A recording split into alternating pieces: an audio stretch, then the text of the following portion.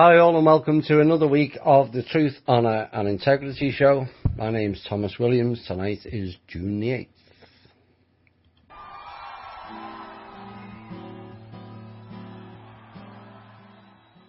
Hi all and welcome to another week of the Truth, Honour and Integrity Show. My name's Thomas Williams and I hope all the Brits who are listening in have cast your vote, which is a complete utter waste of time, as everybody knows by now, but some people still like to play the habit. And what do we have this week? Well, let's get through all the emails and all that stuff first. We do have some intel this week and some op-ed pieces, not as extensive as previous weeks. I just think this week has been bizarre in the extreme. Anyway, the email for the show is truth.honour.and.integrity@gmail.com, and the link for the show is Spreaker.com user/8955881. All the archives are on there for all the shows. I know some people who have only recently caught on to the show have gone through all the archives. Brave person, but people who do that will see the flow of this show, of how it's gone. It's been done in stages. Anyway, we have an articles website called thinkdifferent.thepeoplesclub.org and Facebook social media alternative. It's like Facebook, but it's not, without all the issues that surround Facebook, and that's on MeWe.com. The People's Club donations website link is thepeoplesclub.org, and I think that's about it. Yes, it is. Right, where do we start? Like I said, this past week has been pure madness. Behind the scenes also, you'll hear more of that later, but also in our realm, so to speak, the drama continues, the distraction continues, and pretty much it's gone into overflow now, and you're going to need all your wits about you and your sanity in check now more than ever, because everything is going faster. I don't know whether people notice that. It's the drama, it just spins far and wide, both in the alternative media and the mainstream. The lies get deeper and the stage show more lavish and corruptible by the hour. And take the ongoing distractions currently, UK election being one of them, or C-election, and then of course we've got the Comey stuff here. Now I could spend 10-15 minutes talking about that, but I've no doubt many of you have already listened to it and can form your own opinions about which way that goes, or whether it's favourable for Trump or whether it's not favourable for Trump. But what Comey's saying is just basically he said, she said. And to me, is it more important than improving people's lives? No, it's not. It's not changing anything drastically. We all know, or we should all know by now, that all politicians are one way or another corrupt. All of them. It's how they get there. We mustn't lose sight of that fact. Is Trump clean? Absolutely not. Can he fix things? Yes, providing the platform is provided to do so. Will it be more faction fighting, fixing things? I think people are now starting to see the faction games that's playing out, and that includes Trump. Make no mistake about it. See, there's not a single politician currently operating on behalf of we the people, for and by the people. Will he improve things that will make things better? I would suggest yes. But whether Trump said this or whether Trump said that in relation to Comey, again, I ask, is it as important as improving people's lives? Because clearly it's not. Whilst they spend most of their days arguing whether he said this or he said that, meanwhile we're all suffering.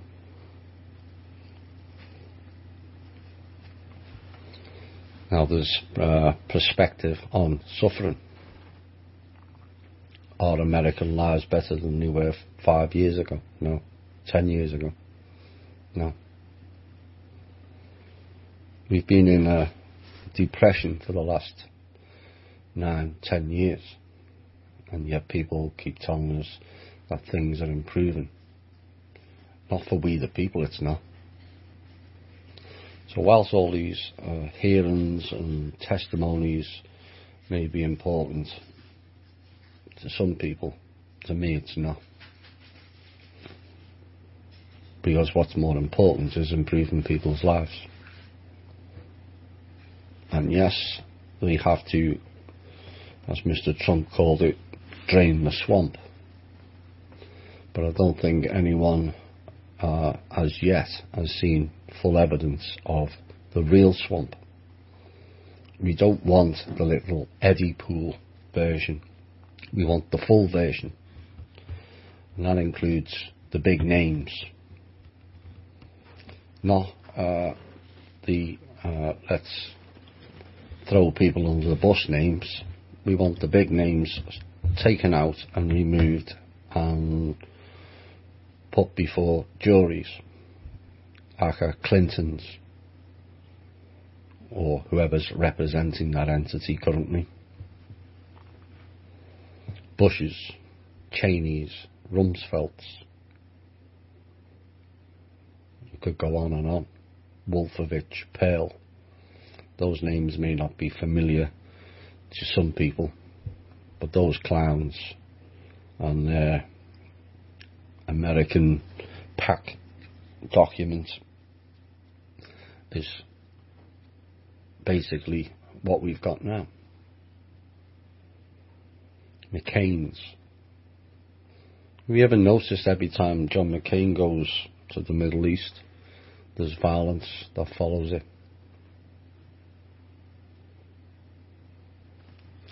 What does he do? Why isn't he being brought to justice? So currently, sadly, we live in a world of utter madness. Alternative media is not really helping at this point, where certain individuals seem to think they can turn the alternative media into some Disney theme park, complete with comic books, CDs and all the other bullshit that goes with it. This is serious business and affects people's lives every single second of the day. It's not there to be Disneyized. We've got clowns coming on alternative media spouting rubbish about RVs for about the 1010th time. Yes, it failed again. It failed last week also. I'm bored of repeating it. They're trying again at the weekend. It'll fail again. And so we just carry on with this circle of madness. Sadly, for me anyway, the alternative media at the moment is not helping. Yes, certain things or certain people need to be exposed, but those people were exposed 2 years ago. Quite no one why nobody took it up is beyond this person. And now we've got known rogues jumping in on other rogues. Again, it's like the factions in fighting, isn't it? Micro to macro. So hopefully over the next coming weeks we may see a clearer path, but the cabal are ramping up as they get more and more desperate by the day. You'll see that in the intel, and we need cool, clear and calm heads at this time. We need to see more of it, particularly in the alternative media. Right, let's get into some news, and then we'll cover a few things. So, given the UK election is ongoing, or C-election, it looks like the Conservatives will win, which is what they expected, except they're not going to have a majority vote, which is the whole reason why they called for this extra election. Bear in mind that the next election in the UK was 2020. Now, 30 to 40 of the Conservative politicians are being done for fraud and will be removed from their seats in due course. Now, that would have left the Conservatives with a reduced or a non-majority vote. So they thought, we'll call another election now and get new people in and move them people out. Except it looks like it's going to go wrong, which is why we had the fun and games in London last week. So based on the polls and the predictions, the Conservatives will win 314 seats and Labour around 266. And 34 for the Scottish National Party and 14 for the Liberal Democrats. And this will not be enough, and will actually be a disaster for Theresa May and the Conservatives, because the danger is they'll lose even more a majority than they would have had it had they not called it. We always like it when the things go wrong for them, and it appears it is. We'll see. Now, the One World Trade Center this week and other certain iconic buildings was illuminated with green light last Thursday and Friday in response to President Donald Trump's decision to exit the Paris Climate Agreement. The US is the second leading emitter allegedly, of greenhouse gas emissions behind China, and the Paris Climate Agreement requires every country to establish targets to reduce greenhouse gases that cause global warming, according to them. Now, only 2 countries didn't sign it, which is Nicaragua and Syria. Well, in New York, Governor Andrew Cuomo tweeted a photo of the One World Trade Center and Kosowitz-Zitsko Bridge, never pronounced that correctly, never even heard of it, was illuminated in green light, with the saying, "The world, the Empire State stands with you. New York shines green for our planet, our health and our children's future," Mr. Cuomo said in a tweet. Mr. Cuomo should pipe down, because that to me is well, put it this way, if we did that, we have an opposing view of the president. We're classed as terrorists, and yet Mr. Cuomo seems to think he can light up New York in favour of the globalists. One would think that the New York people should do something about Mr. Cuomo and remove him from office. Australia. Some of you will have heard about this, but it may be a sign of the times or a warning of what's to come. Time will tell. So an Australian asset manager of Altair Asset Management made the extraordinary decision this week to liquidate its Australian shares, funds and return to the tune of hundreds of millions of dollars to its clients, citing an impending property market calamity and the overvalued and dangerous time in this cycle. Giving up management and performance fees and handing back cash from investments managed by us is a seminal decision, he said. However, preserving clients' assets is what all fund managers should put before their own interests. Yes, indeed. Very few do. Philip Parker, who serves as Altair's chairman and chief investment officer, said the 30-year who's been a veteran of investing for the last 30 years, said on May the 15th he advised Altair clients that he planned to sell all the underlying shares in the Altair unit trusts and to then hand back the cash to those same managed fund investors. He also said he disbanded the team for time being, including his investment committee comprising of several prominent bears, such as the former Morgan Stanley chief economist and noted bear Gerard Minack and the former UBS economist Stephen Roberts. Well, kudos to them, because they're reacting to what's going on, all the chatter behind the scenes about impending crashes, and it's time that the people who made those investments didn't suffer. You're going to hear more about certain investments on a massive scale in the Intel.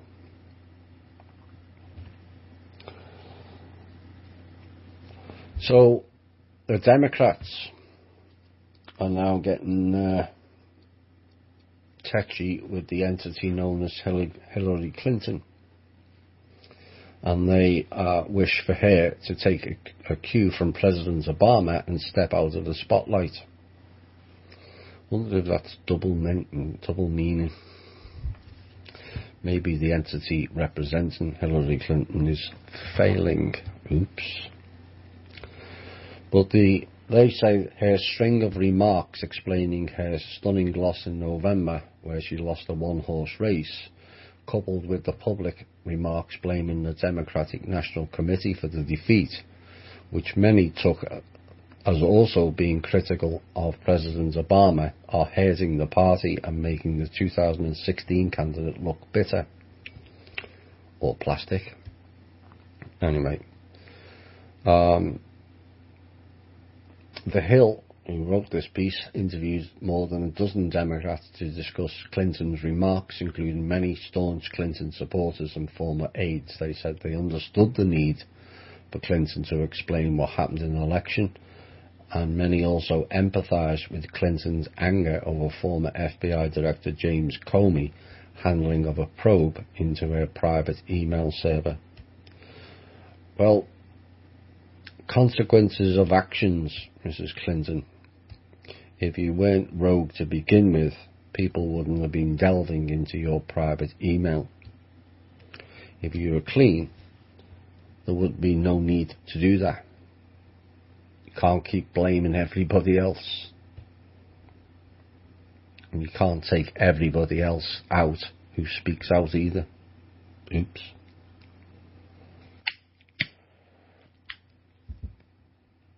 So the Democrats appear to be throwing Hillary under the bus. Wait till they find out about Obama.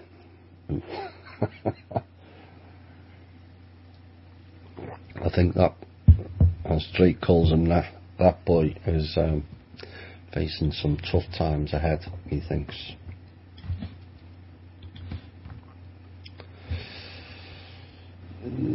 I was going to cover the story, but I'm best not doing that at the moment. Where are we next? President Trump's charity foundation came under question. Whether this is correct or not, it remains to be seen, but I'm putting it out anyway. And It could be another of the he said, she said distraction. But if it's proven to be correct, it doesn't augur too well. There's already been issues with his family members, and if Trump is to go forward and clean the swamp, he also has to clean his own house up also, big time. Mr. Kushner won't be lasting long, trust me on that. So the charity foundation allegedly funneled $100,000 in donations, which was meant for St. Jude's Children's Research Hospital, and it went into revenue for the Trump organisation by using his son's charity. For 10 years, Eric Trump hosted an annual golf tournament which raised millions of dollars in donations for the hospital. 100,000 of the donations was funneled through the Eric Trump Foundation back into Trump's golf courses for expenses incurred during the tournaments. And this was in spite that donors were told that all the money they donated would be used for charity. In addition, more than $500,000 of donors' money over 10 years was redonated to other charities, including some that were connected to Trump family members. At least 4 of these organisations also used Trump golf courses for charity tournaments, and Mr. Trump himself gave the order for the Trump organisation to begin billing the Eric Trump Foundation for hundreds of thousands of dollars. Now, if this report is true, and I'm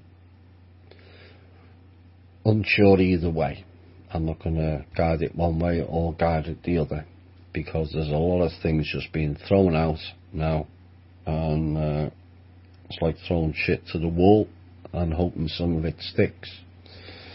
Some of it will be true, a lot of it won't, and this is the way it's going to be now for the next few months, I would think, until things get a lot clearer. But if this report is true, the practices undertaken would violate both New York state law and also federal law on self-dealing and misleading donors, leading to more testimonies and courtrooms and more he said, she said. Attorney General Jeff Sessions has been suggested that he might resign soon amid rising tensions with President Trump. The rift stems from Sessions' decision in March to recuse himself from the probe of possible ties between Trump's 2016 campaign and Russia, a decision Trump was unaware of until minutes before it occurred. Sessions, one of Trump's earliest backers on the campaign, it has been suggested that he even floated his resignation at one point, which was refused, and he also recused himself from any federal probes into Russian election meddling following reports he did not reveal past meetings with Russian Ambassador Sergei Kislyak during the 2016 election. You know, this Russian thing is again a sign of the madness, because all these people that are mentioning he or she is talking to Russia, they all are, each and every one of them, whether it be Trump or the lower ambassadors. And let's not forget, Clinton did deals with the Russians for our in-ground resources when she thought she was winning her one-horse race that she lost.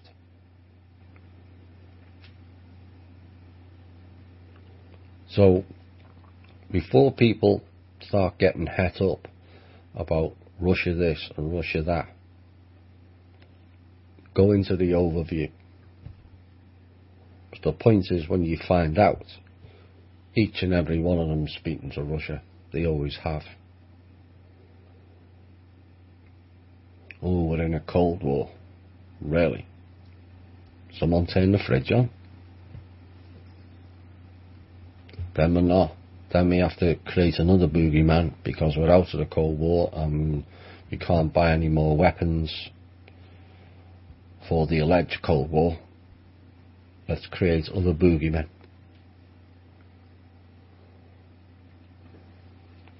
So practically each and every politician has spoken to Russian counterparts, whether people like that or not. And why one is more important not to speak than the other is beyond me. Again, it's the world of illusion. A Breitbart. They have the connections to Stratford, same as Alex Jones. Do your own research on that. The editor has been sacked this week after posting anti-Muslim tweets following the London terror attack. You heard right. The editor, Katie McHugh, who previously worked at the Daily Caller, said in a tweet on Monday that Breitbart News fired me for telling the truth about Islam and Muslim immigration. McHugh was criticised for a tweet on Saturday in which she wrote, "There would be no deadlier terror attacks in the UK if Muslims didn't live there." For someone who's an editor of a journalistic group, her narrow mind is rather telling, I have to say. So basically, if there was no Muslims in the UK, there would be no attacks. Apart from the names, which they always put out, Abdul or Muhammad.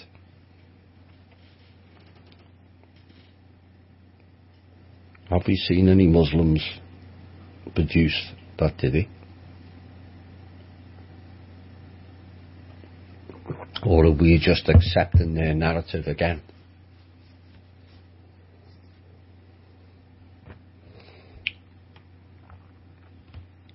But that's this is I know it upsets some people, as they're worried about Sharia law and this and that, and Obama putting Muslim people in charge. It's the system that created it that you need to get at. Blaming Muslims is the sleight of hand trick. It always was. We did the faction show, it's nearly 2 years ago now. It explained where everyone fits in. It also explained about World War III, the clash of the civilizations, Muslims versus Christians, prophesized, i.e. planned, in 1888.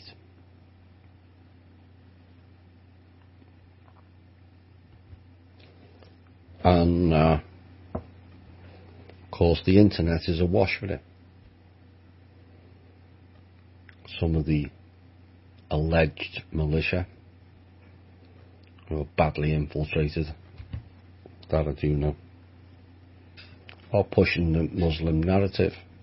Oh, they've got all these camps all over America. Well, if you're militia, why haven't you gone and removed them then? Why are you waiting for military? But you do know that military can't interact on our soil.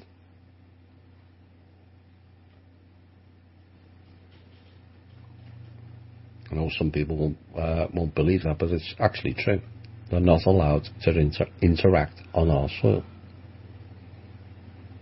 Part of their constitution, not ours. So it's up to the militia. If you think there's Muslim camps inside our country, why haven't you gone there and removed them?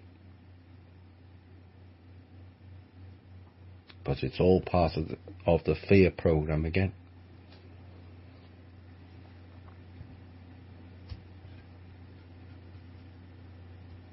The problem is not the Muslims, although, to be quite honest, if I was, or if anyone listening to this show, if you were a Muslim or Islam or whatever other religion in the Middle East there is, and your country's bombed into oblivion, wouldn't you become a terrorist?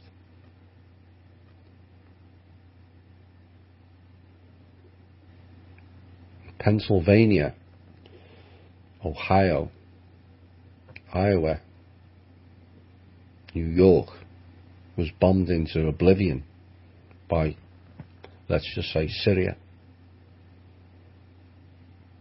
The outcry would be enormous. And yet we're supposed to just accept that these people just have to put up with that. That this country, not its people, the clowns in charge, just bomb them into oblivion so they can put pipelines for their oil. And they're just supposed to accept that. They're thrown out of their country and funneled into a foreign country, i.e. Europe, and they're just supposed to accept that.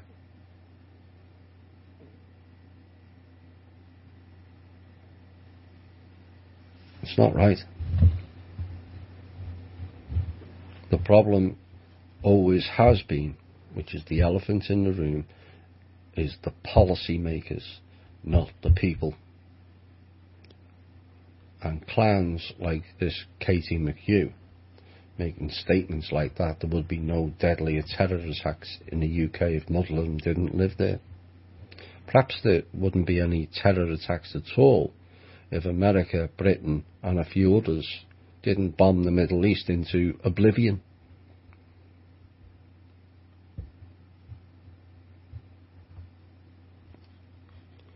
It's always the problem of the policy makers. Don't fall for the sleight of hand. If we've got Sharia law in parts of America now, it's because the policy makers put it there to cause division. Don't blame the Muslims.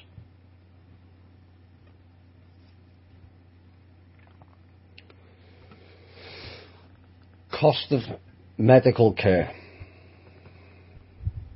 This is more important than Comey, what he said or didn't say. So the cost of medical care in the so-called richest country in the world, for those of you in England, you'll be shocked at this. Even for those who have health insurance, is keeping some families from seeking treatment because it's too expensive. In other words, keep you sick so you go and buy their drugs. The vicious cycle.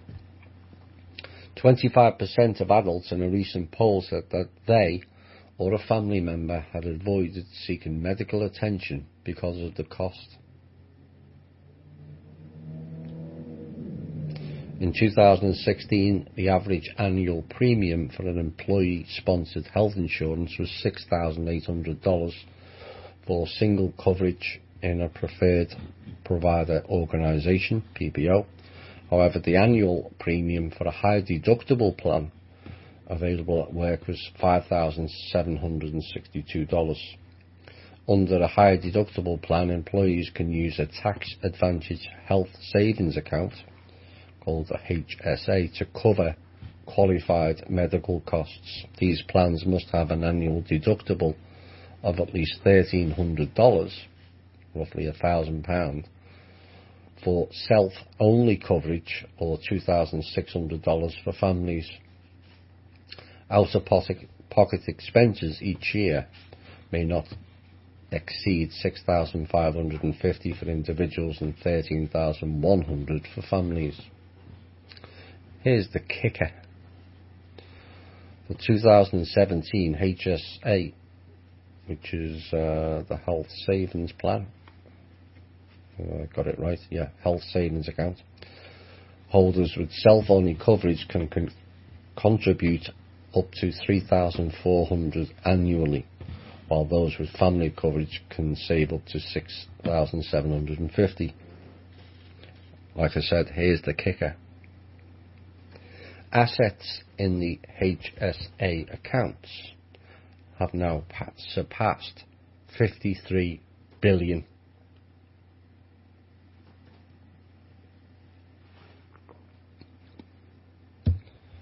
Nice little savings account, that, isn't it? So they're sitting there with 53 billion of people's savings, and there's people who can't afford to go to the doctor in the richest country in the world. You see why I opened up with what I said at the beginning. He said, she said, drama, distraction, while people's lives are suffering. The fact we've got over 300 million people in this country and we can't provide decent, affordable health coverage to all is utter madness.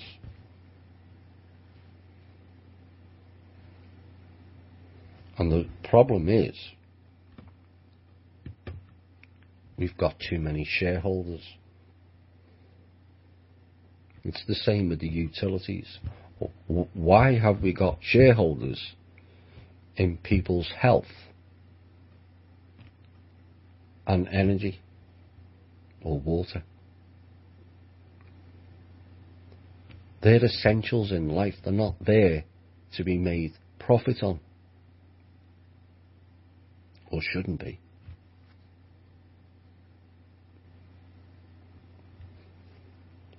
$600-700 billion wasted on the military to ruin people's lives. Not only other countries, but our sons and daughters, where they're drugged up to the eyeballs, mind controlled, and all kinds of other fun and games that goes on in the military. To what end? America's been the world police for the last 50-60 years. Has it improved our lives? All that policing?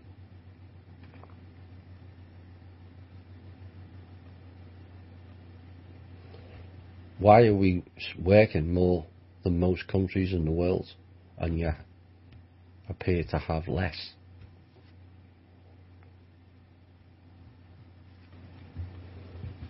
These are the things that need to be discussed in hearings, in my opinion, and quickly.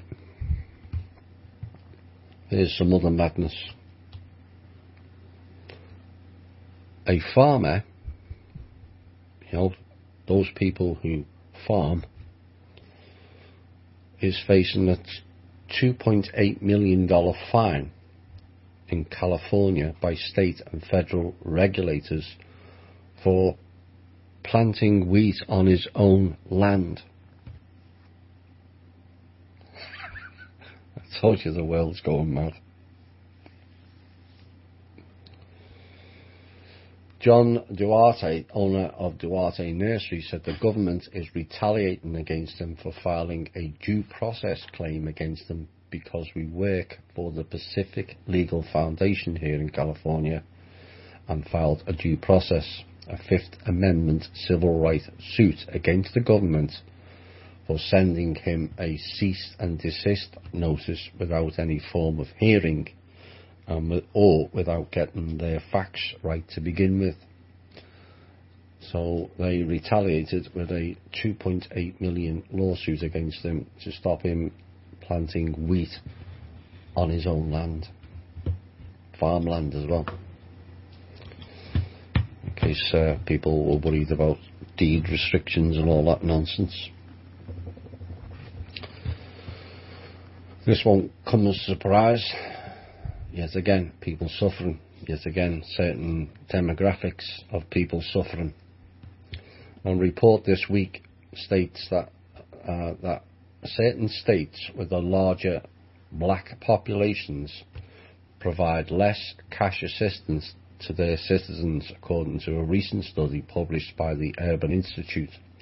The study found that the majority, 63%, of African Americans live in the 25 states where the lowest proportion of families living in poverty receive welfare benefits.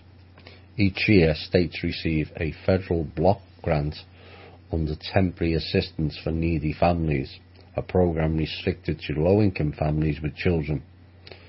Nationally, only 23 of 100 families living in poverty received assistance. 23% of those in poverty received assistance, which is a sharp decrease from when the program began more than 20 years ago. Yep. But this number doesn't reveal the wide variation among states. In Louisiana, only 4 out of every 100 families living in poverty received assistance in 2014. But in Vermont, that number rises to 78 out of 100. Now, the difference in the amount of money these families are collecting is just as stark. Mississippi, for example, families can only receive $170 per month. But in Alaska, that number jumps to more than 900.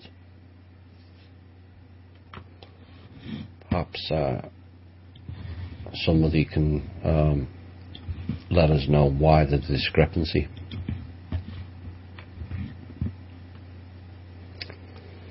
Could it be because Alaska's not proportionally black? Looks that way.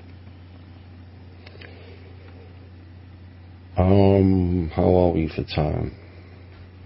Right, I'm probably going to say this, and then maybe. U.S. President Donald Trump, in response to attacks in Tehran on Wednesday, killing at least 12 people, said he prayed for the victims of attacks claimed by those honest terrorists, Islamic State militants, but added that states that sponsor terrorism risk falling victim to the evil they promote. I suggest Britain and America looks in the mirror at that last comment. Where are we next? Let's see if we can fit one or two of the op-ed pieces in. London. So the fun and games last week. Of course, we've already had London before and Manchester.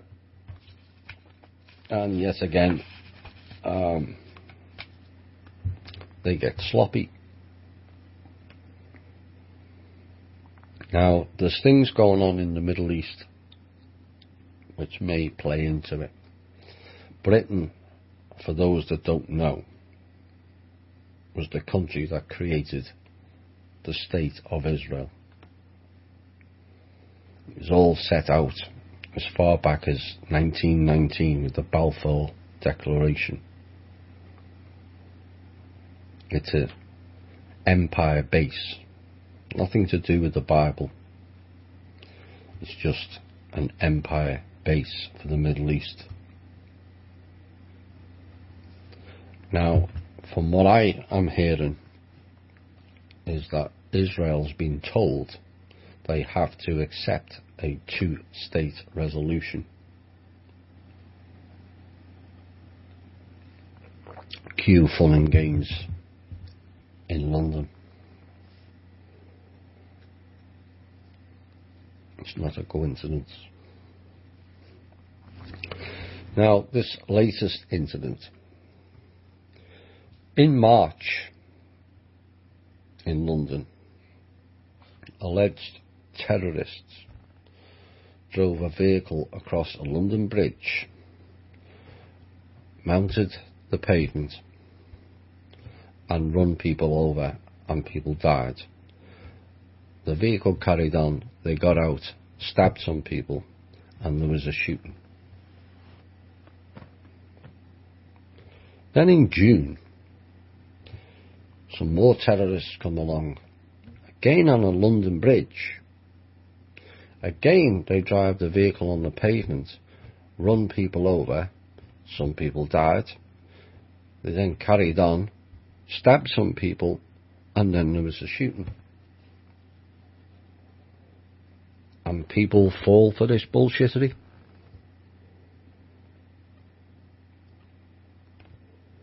Have we time travelled back to March?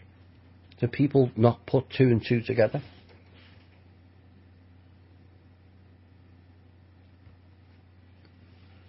Then it gets worse.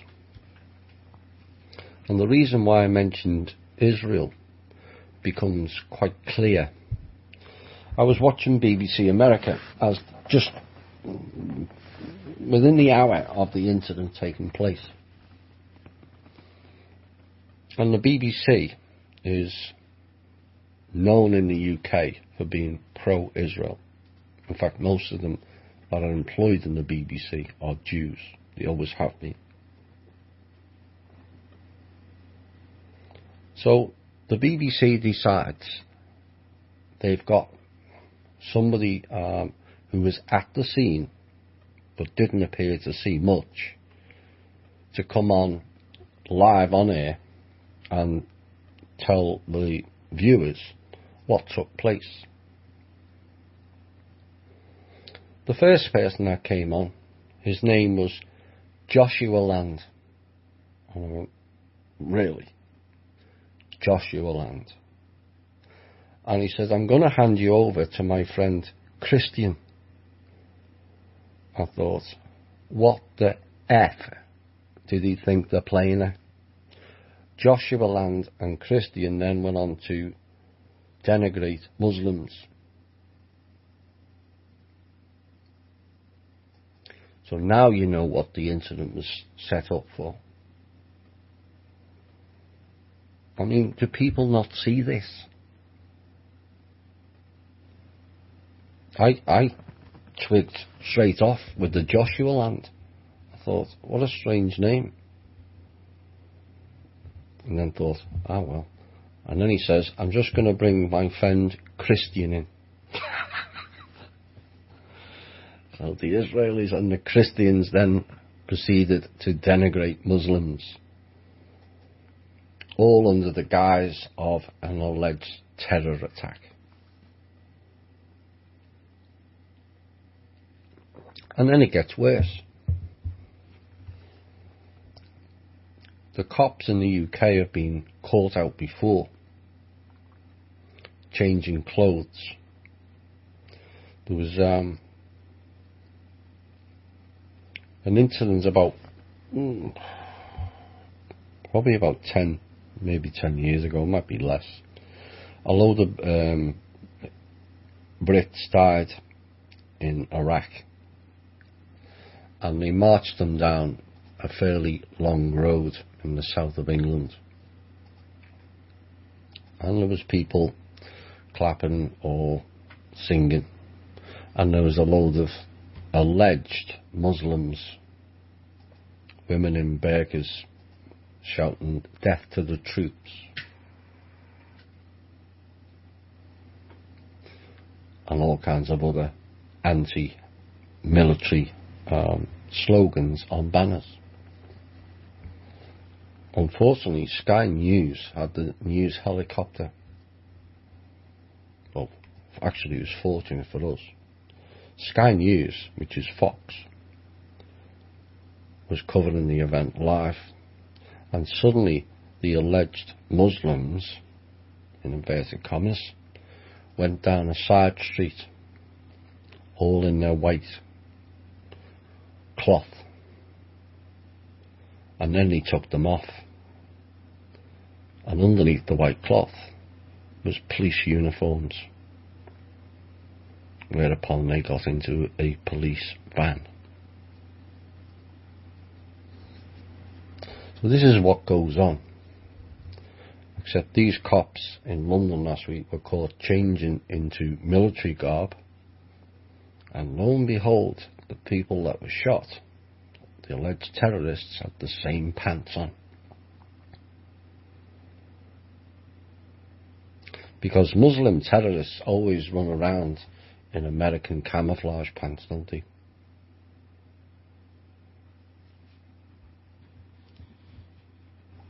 It just defies belief.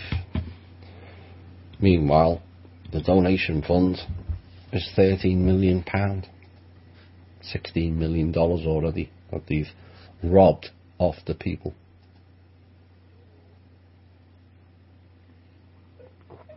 Because none of that's going to help anybody. Whether people died again, like Manchester, remains to be seen. But one hopes going forward that the general public will start seeing through this staged drama. Because that's all it is. Theatre designed to promote fear. So designed to get you to react. We'll have to go and attack Muslim countries. And yet, if you asked the average person to name 4 or 5 Muslim countries, they'd probably be stuck after 2. This is the lack of intelligence and knowledge that people have. And it's sad.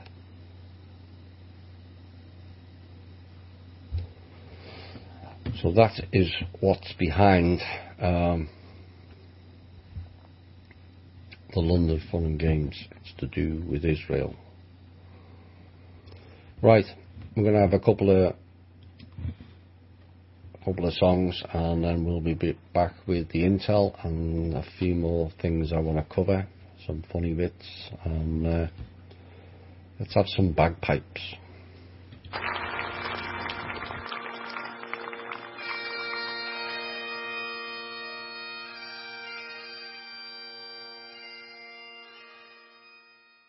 Hi all, welcome back to the second hour this evening. Right, we're going to get right back into it. A couple of more pieces before the intel. I'm going to move that from there to the intel portion because it's just changed. But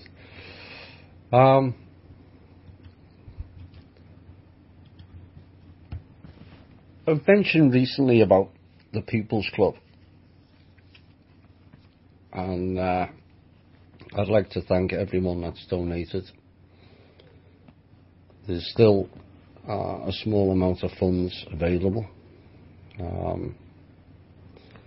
Obviously, we would like the bigger funds to come in, but with the fun and games ongoing at the moment, it's just completely impossible and delaying not only the foundation, but all the projects, which is going to create a vast amount of new jobs, not enhance existing, create a vast amount of new jobs. Various programs in all walks of life for Americans. Our infrastructure will be drastically updated because it's fell way behind what it was. Roads not getting repaired, no real viable transport infrastructure. Regions of the country who have water shortages, all that will be funded once these clowns stop playing games with people's lives. But I would still, whilst it will be fantastic getting the funds from the trust and the benefits it will bring to people, not only in this country, there's enough funds for every country and funds will go to every country. But I can't think of anything better than we the people fixing our own mess. And not because it's my foundation. It's just because it then provides us that participate in it with a platform for future governance. Now, I've mentioned before about 10% of American adults putting $1 in per week. $4.50 a month. It's not a lot, is it? That would generate $90 million a month. 10% of Americans putting in $1 a week. Now, with that, it's like a lottery win every week. Every time you pay your dollar per week with 10% of Americans, you win every week, because that money will provide jobs initially for people in the Truth, Honour and Integrity group. The goal is to have everyone in the group employed long term. So you then not only involved in the alternative media, you become the change. It's us that started it, and obviously it should be us that benefits from it. And that doesn't mean I will be having lavish salaries, far from it. It's not what it's about. It's about improving our lives. And like I said, I'm grateful for all the members that have chipped in to keep it operational. Most of the cost has gone for the filing, and we've added a few bits, the laptop and the headset and the microphone. That's the only thing outside of the filings and the tax reports and all the other stuff that we had to pay for setting it up. But maybe it's something we can spin out to the whole of the alternative media. If you really want to be involved, all you have to do is put $1 in per week. Maybe convince 10 others to do it, who then convince 10 others to do it, who then convince 10 others to do it. And quite quickly we will get the 10%. 90 million a month will eliminate, or start to eliminate, a lot of our own debts. It will also start to eliminate the problems of people working in jobs they absolutely hate. They'll be working in a job for providing for the betterment for the rest of the people, including themselves.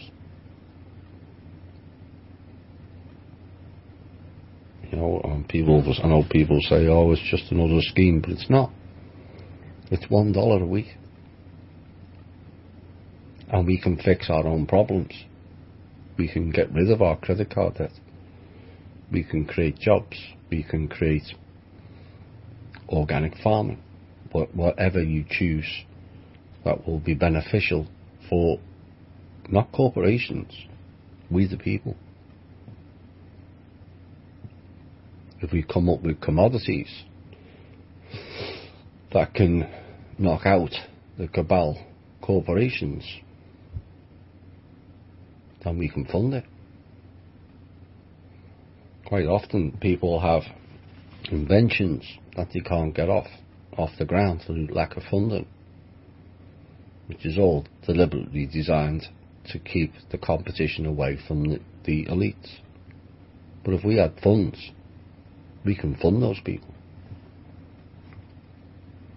So instead of giving vast amounts of royalties to Walmart or whatever, Sears or whatever other corporation claims their hands on it, they can pay some small dividends back to the foundation, which then pays more credit cards off. or eventually starts paying mortgages off. But even down payments for a house, people who can't afford the closing costs. There's no end to what you can do with the funds. We've always asked, we need some funds. But why should we wait when we can do it ourselves with $1 a week? As it builds up, say it goes from 10% to 20%, then you've got 180 million a month. Basically, then you are creating a country within a country. Except this is being run properly in an honest, fair and transparent manner for the benefit of all the people.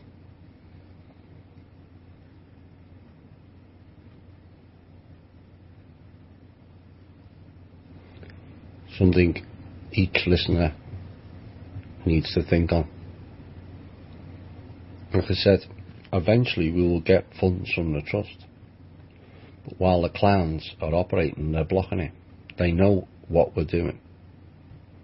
Big people are blocking it. Known people are blocking it because they know what its intentions are. And they're terrified of someone rallying the people and saying, you know what, we can operate in a better way than they can by doing it our own way. They're terrified of it.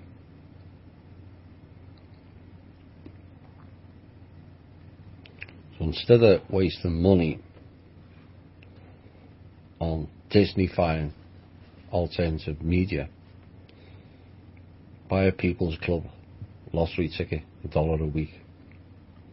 Because it wins every single time.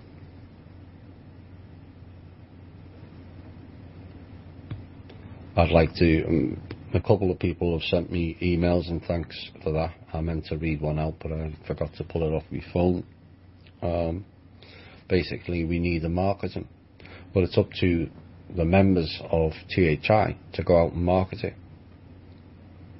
Tell them what I've just told you. Once we start getting into the tens of thousands, we can start paying out, and then people will see what we said is valid. We can help people out, people who haven't been to the dentist for God knows how long because they can't afford it. We can help those people out. People who need medical treatment badly but can't afford it. If it passes the committee, we can help those people out. People who want to get their invention off the ground, we can help those people out. People who may want to teach at a higher level than what the education program is doing, we can help those people out. There's no end of things that we can't do.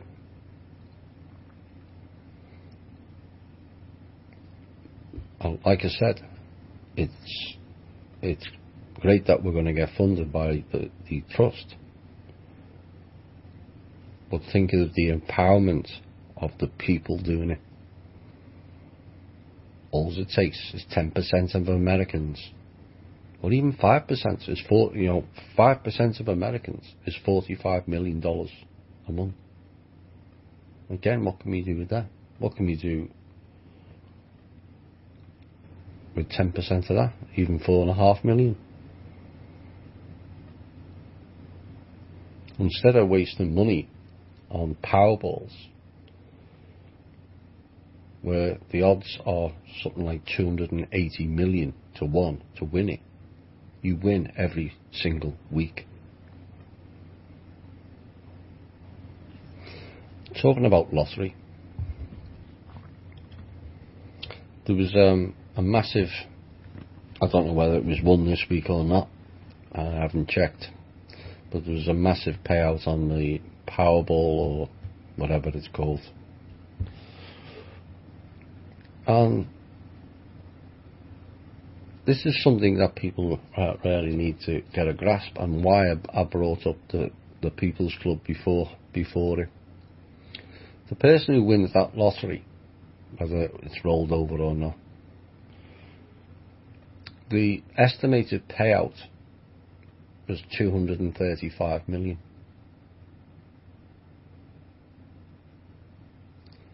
Here's the kicker. Out of 235 million, 59 million goes in withholding tax. 59 million claimed by the IRS. And then a further 20 million in state taxes.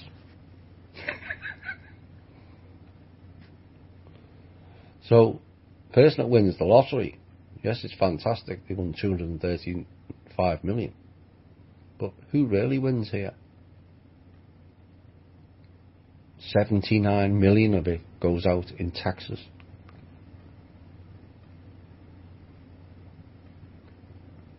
People's Club's tax exempt. Think about it.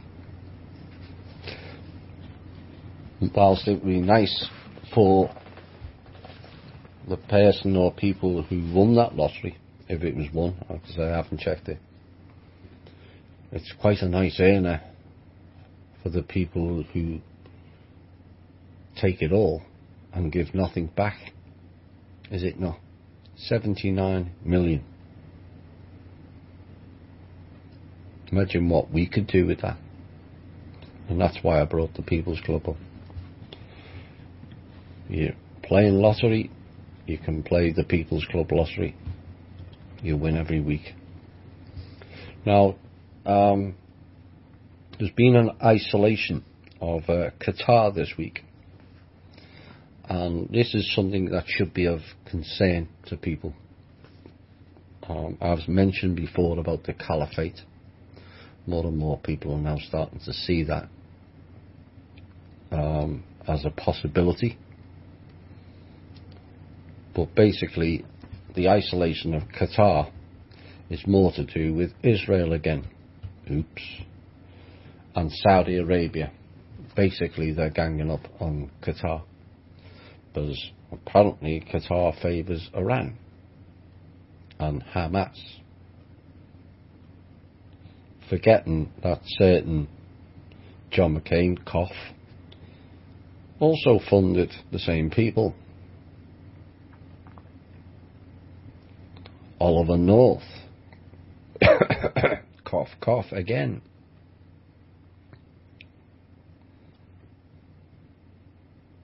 Don't see them boycotting America. Watch that closely. And here's the reason why. This was part of, is now part of the intel, but I'm going to step out of the intel because there's a couple more things I need to cover. But there's the Pentagon and the Deep State last month asked Trump for 50,000 troops for Afghanistan. This was before the NATO meeting, by the way, on the 25th of May. And basically this is for NATO, either to threaten Russia and or to threaten Iran. So of course then the Iran would be flanked. Iraq on one side, Afghanistan on the other. See where it's all leading to? Or what they thought was leading to anyway. So they asked Trump for 50,000 troops. And this has now been confirmed as a NATO-led mission. Now, unfortunately for them, unfortunate for us, like we keep saying, is they have no funding. So no funding equals no war. You understand now why the trust money hasn't been proffered up. And it's all gone quiet now as the Blackwater troops, formerly known as Blackwater, can't make it due to lack of funding also. So that issue has now been shelved for now. Of course, we had further distractions this week. There's a bit of a funny piece. And Kathy Griffin thought it was fun to chop Mr. Trump's head off.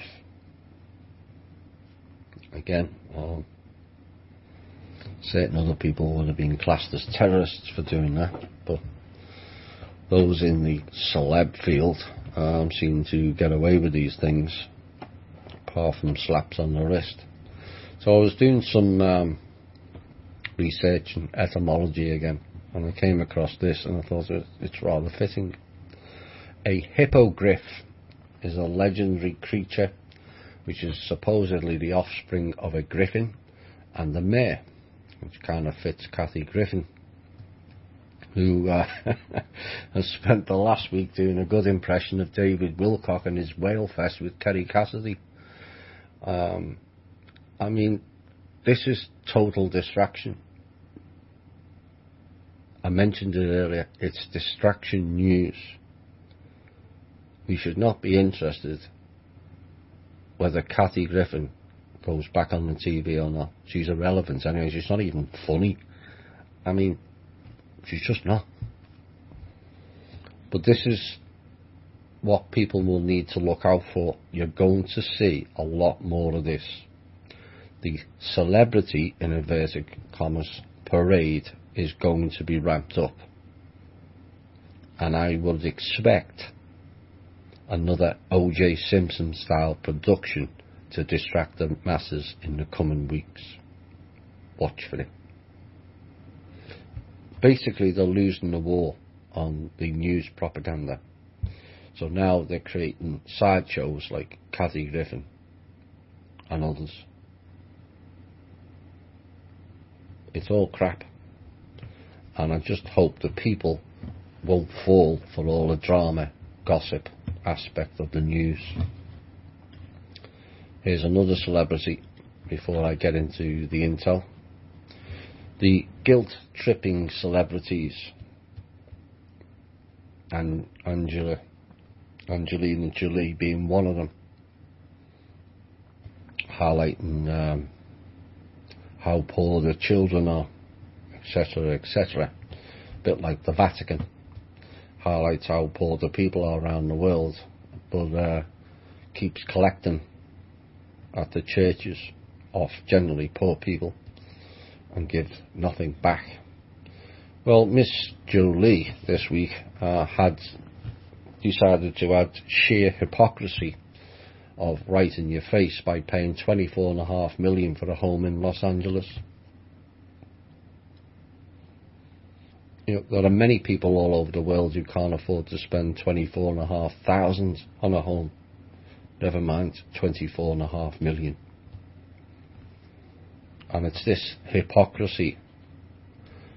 You know, they send them onto these adverts and look at all the poor Africans while they're spending $24.5 million on a lavish home when they've already got 3 or 4 dotted all over the world with boats and all kinds of other trinkets.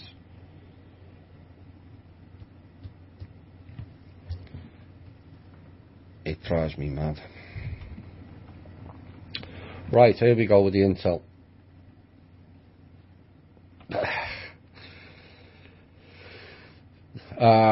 The UN, aka the elders and the Rothschilds, in the past week have been trying to swing the Paris Treaty all over the world, and they are still trying to register all in-ground assets of all the nations. First of all, they tried to register it with the Shanghai Exchange, which got knocked back, and then unbelievably the imaginary currency itself, Bitcoin. Can it get more desperate? Now, I kind of covered the London incident, but London is a threefold disruption. The election, to disrupt that, create fear in the populace, and also try to bolster NATO for more funding to counter alleged terrorism. Norway, I don't hear too much about them, except you're going to hear a lot more, or you should be paying attention a lot more of what's going on in Norway. It's becoming the new hotbed for rogue elements. I mentioned in previous shows some of the Rothschilds' stolen heist money is located up there. And it's also the host of a CIA safe house with the Rothschilds' chief warmaker, L.W. Rossier, formerly known as Robert Ferreira. He has been the operations director for Langley 2 and NATO since 1975.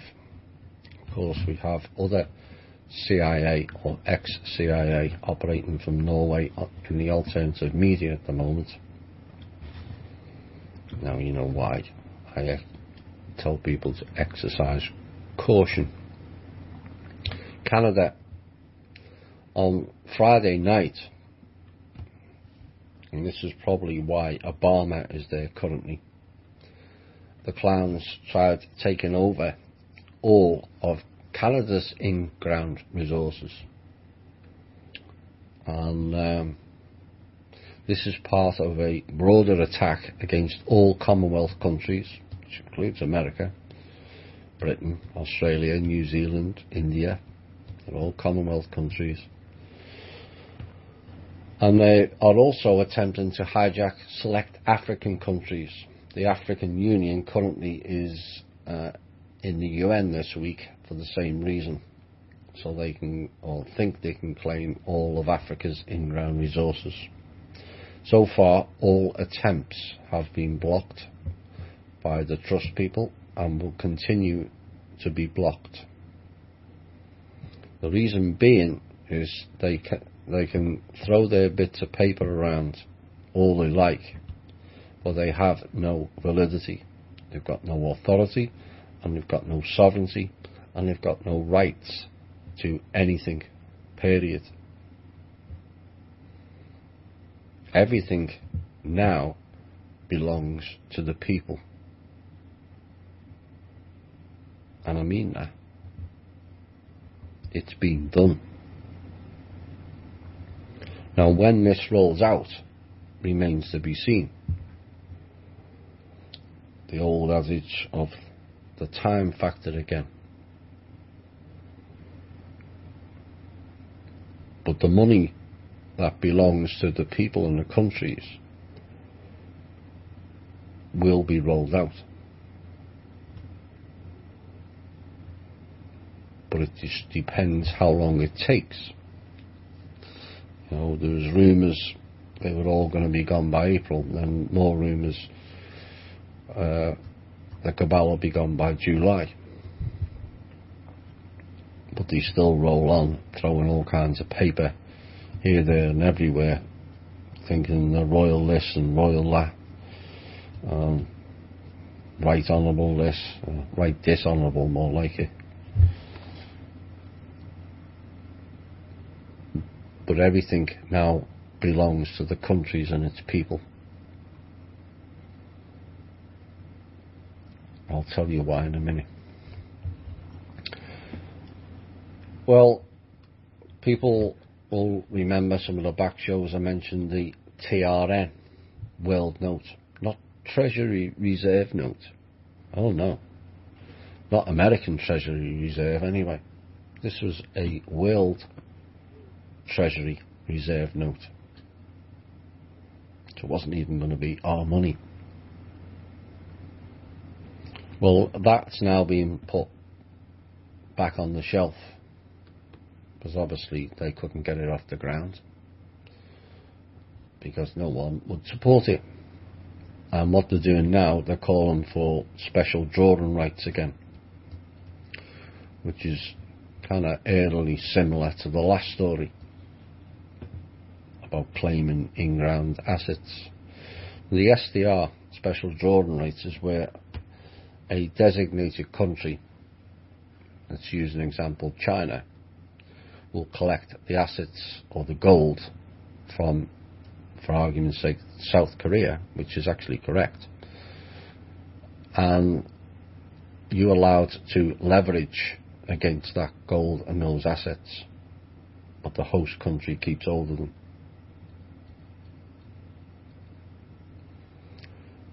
That's fine in a fair and transparent world, but not with rogue elements in the last acts of desperation, as the chances of getting them back without full-scale war, it doesn't bear thinking about. So that's what they're trying to pull again now, special drawing rights. Now, continuing with the theme of their desperation, this is something that ends the intel on a more positive note, is they're now telling everyone they have to settle on the historical bonds, which means all the countries have to pay up, so they think. Except it's now being proven by the trust people that the countries and the people don't owe anyone anything. Oops. So all these country debts that have been passed on to the people, courtesy of the Federal Reserve Act in 1933, where we were put up as collateral without our knowledge, they're not debts of nations. And it's now been confirmed and ratified that all those debts belong to the families only. And the trust wants the money back.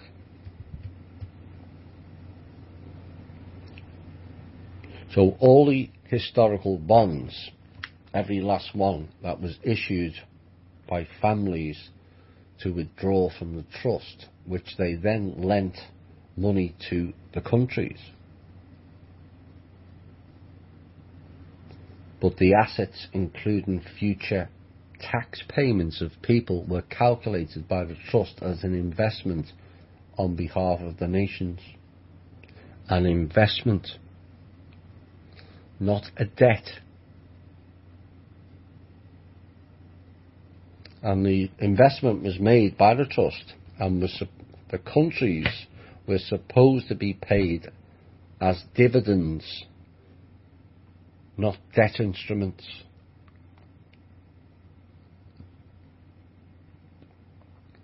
Now, as the agreement for these bonds was all about investment and dividends, and they decided that they would indebted all of us, the slaves, and nations illegally, and that is where the families, aka the factions, have failed,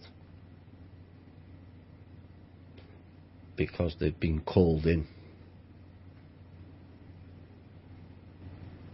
So what's the trust been doing? Well, the trust has been making them accountable, for one, by not allowing families to leverage the same assets over again, and also they can't pledge the same asset twice, which is what's been taking place in the past, without first paying the first lien off in its totality. Now, given the Rothschilds owe 2.2 quadrillion, 27 years global GDP, that is, they can't borrow from the trust until it's paid back. I love it.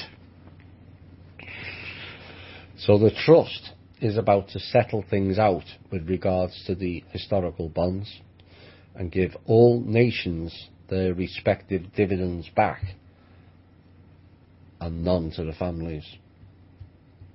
Once settlements to nations have been done, everyone can then start to do the real bilateral business without the stranglehold of debts placed upon them by certain families.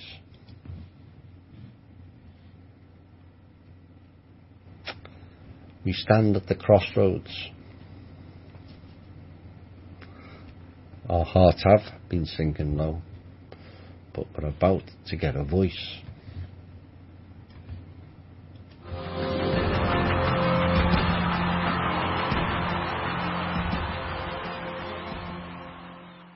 Hi all and welcome back. For those who were not paying attention, yes you Holly, here's a brief recap of the intel. The elders and the Rothschilds are trying to push the Paris Treaty all over the world. It will fail. And they're trying to register all in-ground assets of all nations. They tried to take over all of Canada's last Friday, which was blocked as part of a broad attack against all Commonwealth countries, and they're also attempting to hijack select African countries as well, all trying to fund themselves for their programs which they can't get operational, be it their million-man army, their smashing of the Middle East, which is one of their plans, and firing whatever at Russia and North Korea. None of it's happened, and it's unlikely to either. We have many alliances now all over the world who are tired of the bullshittery, tired of being co-joined at the hip with the elites. They're tired of being lied to also. If you think we've been lied to, they've been lied to more. I know that's hard to believe, but they all think they know stuff, except they don't have a need to know. And so they're finding out from our team as well what's been going on. And they realise that they've been duped just as much as we have, and many are stepping down and stepping out. The figure I was given a number of months ago was 63 million have stepped down.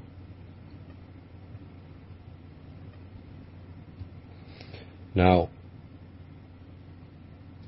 what they've tried foisting onto the countries, including America, the alleged 19 trillion debt, which is nothing to do with America and nothing to do with the people, period. And that's now been proven, and the trust people have responded to the families calling in the historical bonds and telling countries and all and sundry to pay it back, except it's them that owe it, all of it. It's not the debt of nations, but the debt belongs to the families, which owes it all to the trust. And the trust will be available for the people and the countries once these clowns have been nullified. So what took place is all the historical bonds, every last one of them were issued by the families from a withdrawal out of the trust. Remember that Draco used to own this trust at one point. And the families then lent the people's money, which is what the trust is, Make no mistake about that. It's the people that create the wealth, not the elites. They just take. It's hundreds, if not thousands of years of sweat, toil and our labour that's created that trust. They just steal from it.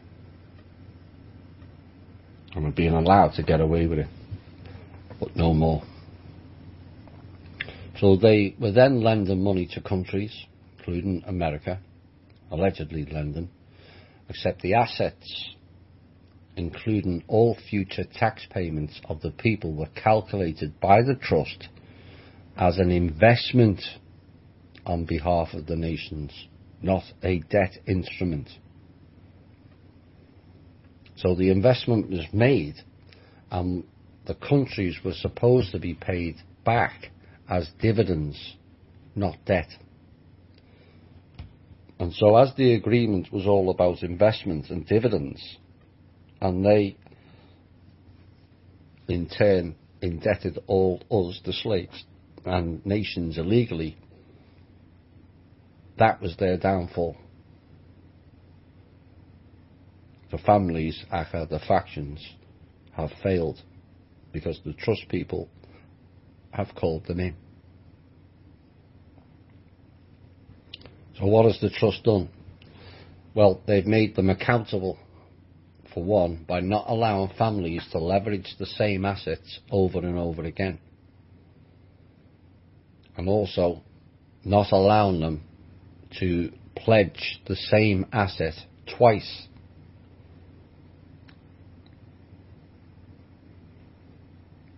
They can pledge an asset for a second time, but they've got to pay the first lien off in total. I mentioned before, the Rothschilds' lien is 2.2 quadrillion, which is 27 years of global GDP. So the trust is about to settle things out with regards to the historical bonds, and will give all nations their respective dividends back, and none to the families. And once the settlements to the nations have been done, we can expect this, expecting this to happen in the near future, not the distant. Everyone then, all the countries then, can start to do the real bilateral business without the stranglehold of debts being placed on us by the families.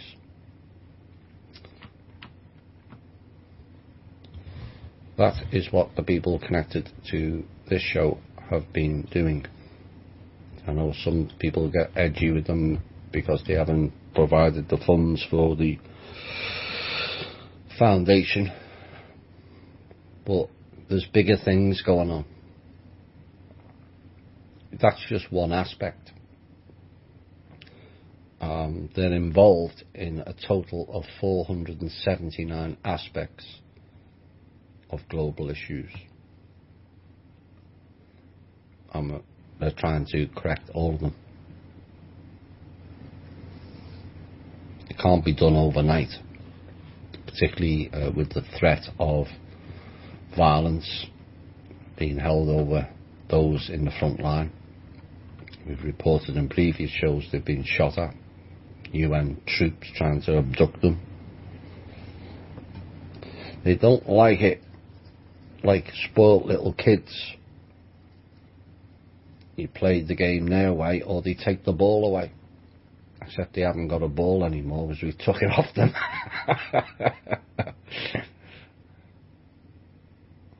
So they just have a hissy fit and play games. And that's all they're doing at the moment, playing games.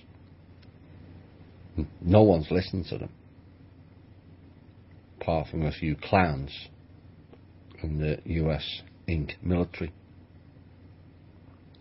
The states still think they're going to pull off their RV. Attempt 1010 takes place over the weekend. Come Monday, They'll probably attempt 1011, which will also fail. Like I said, the world's in utter madness at the moment. There's a lot going on that doesn't meet the eye at the moment. I can't report a lot of things, but for those that can read between the lines in the mainstream media and some of the alternative media, there's enough going on that will keep you going, keep the fight going. Right, where are we going next? I've covered all the intel. One last thing. No, two last things I'm going to mention. The New Age movement has kind of sidetracked many. Ascended masters, channeling, dear ones and all that rubbish. And then the term consciousness came into people's attention. What is consciousness? Can people explain it? Well, science can't. They think that consciousness comes from the physical. It doesn't. It comes from the higher planes. That your physical tether to those planes, whatever evolutionary level you're at, is where it comes from. That's why they can't explain it in the physical. It's also where disease comes from. Cancer comes from the lower astral. Manifests into the physical due to collapses or breakages in the PSI field, the aura, force field around each and every living, and I mean living, entity on this planet. So they can tell you that certain lifestyles create this and create that. It doesn't. It's the vampiric entities that create a lot of the dis-ease. And this is one of the reasons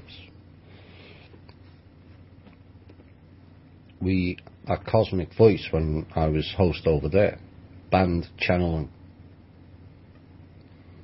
Most people, and I mean most, don't know what to do. They don't know what they're interacting with. And this is where the holes in the psi field come from.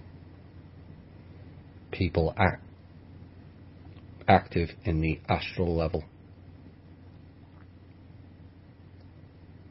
Yes, you may be thinking that you're speaking to a lost loved one, etc.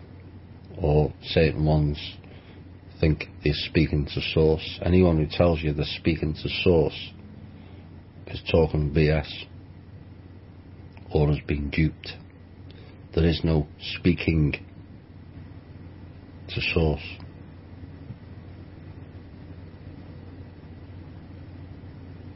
You can connect because you are part of source, but you're not going up there and having a chat. What you're likely chatting to is the vampiric entities operating in the lower astral. In fact, 90% with their clever tech.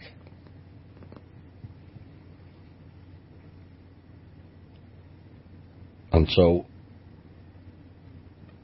some people still like the channeling, but I'm still going to warn people.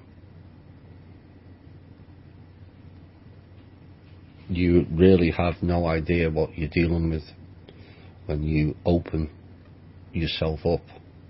This is why I warned, and we had that letter from one of the members warning of opening yourself up with psychedelic drugs, be it mushrooms or whatever other names they have for it, and ayahuasca. Alcohol does the same. That's why they call it spirits.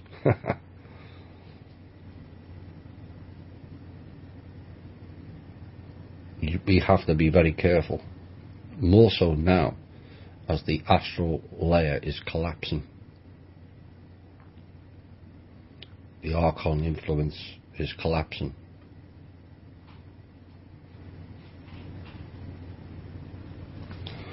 So consciousness comes from the higher planes. And there's something, a lot of chat about the Vedic texts, all coming from India, except it never. The Vedic texts was done 5,000 years ago by the Slav Aryan people who travelled to India and passed their information on to the peoples of India, who then took it up for themselves, except they've distorted it. Because according to Hindu scriptures and the way they teach in the East, life ends here, except it doesn't. They tell you that the nirvana is completing the 7 earthly cycles, except it's not. Once you've completed the 7 earthly cycles, physical, etheric, astral and the 4 mental planes, you go on to the cosmic level. There's a universal level, a meta-universal level, many levels. And it's all about you going back to being the creator being you were created for.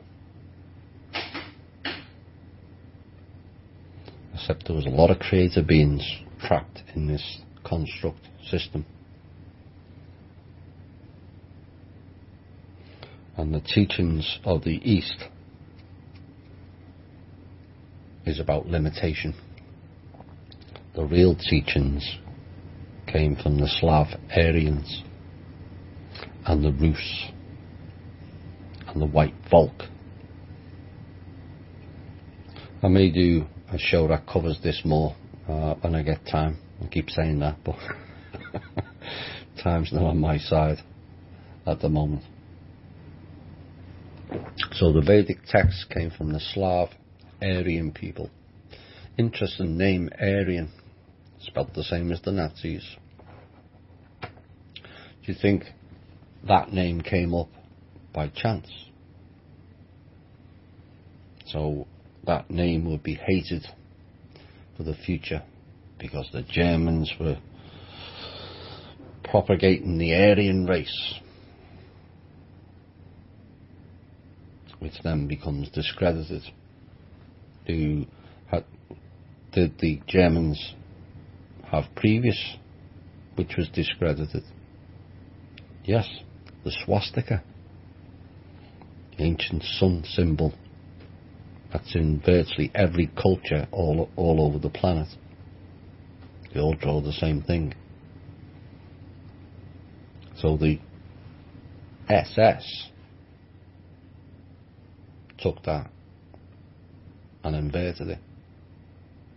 Is it beyond the realms that they used the knowledge of the Aryan peoples and inverted that as well and turned it into a race issue? See how things work, how they invert everything. It's like the Illuminati. They inverted that. Freemasonry, they inverted that. something to think on. Right, let's get into some questions. What do you and your insiders say about the possibility of economic chaos coming within a month or two? First off, as I understand it, America will not be allowed to crash. And the reason I say America and not the world is America is the centre for the off-world trade. They won't allow America to crash. Personally, I would like to see all off-world trade cancelled until we get an understanding of what they're trading and what they're trading with and in what type of currencies, because we're not seeing any benefits from it. As it seems to me,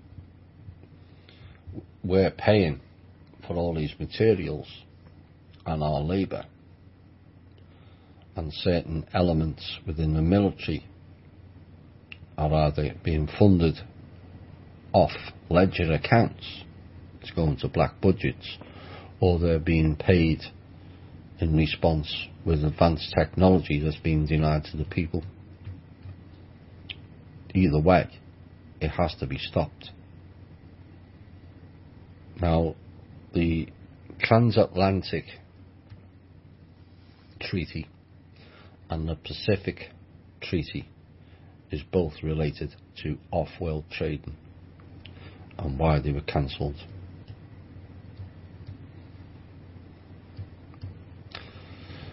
Now, as regards to an economic chaos, I've been told we're okay up until September the 30th. After that, all bets are off. Now, hopefully between now and then, a number of things will have been dealt with.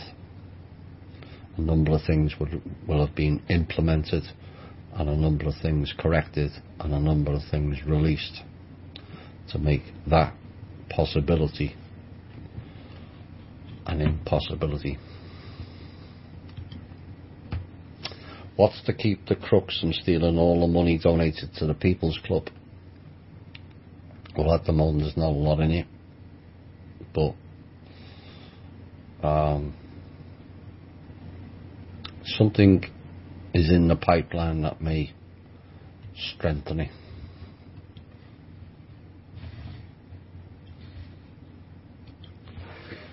Would you consider Scientology to be an Illuminati cult? I don't know exactly what takes place inside their walls, but according to the information that are being leaked to the outside world about them, they seem to use some of the methods mentioned in the Illuminati special shows. Yes, that's my understanding also.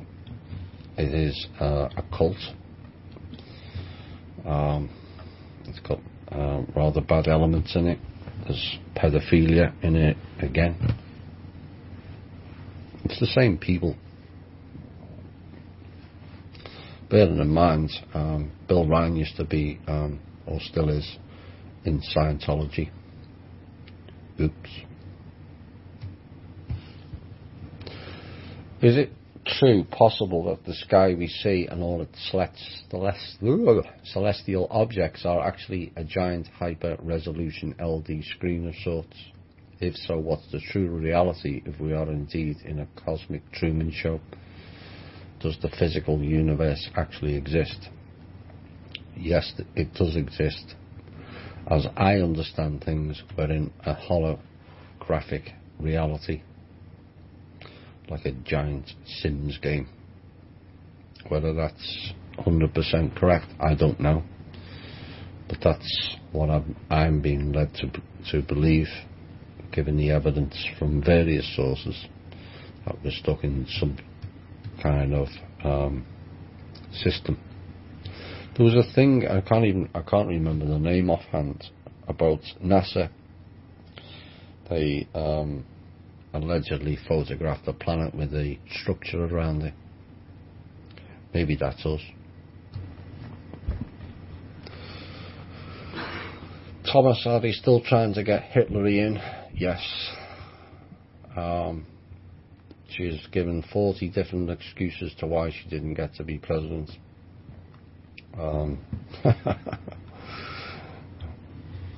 Well,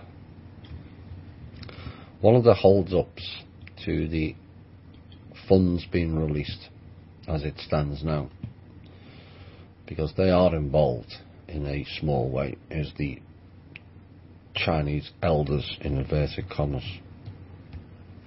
They have some portion of the funds, as I get it, and they're refusing to release it unless Hillary is installed as president. Make it that what you will.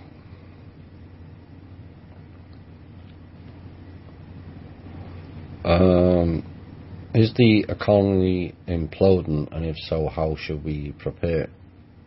The economy imploded 2008. It's never come out of it. There's only the bogus stock market that's exploding. In reality, it's all false paper trails. The illusion of things are going well, when you look at people's 102 million adult Americans with no job.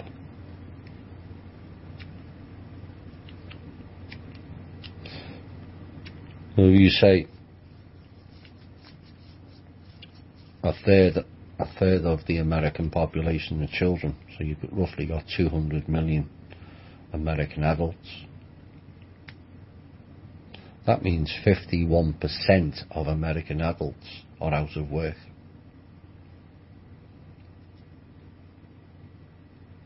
And they tell us things are going well.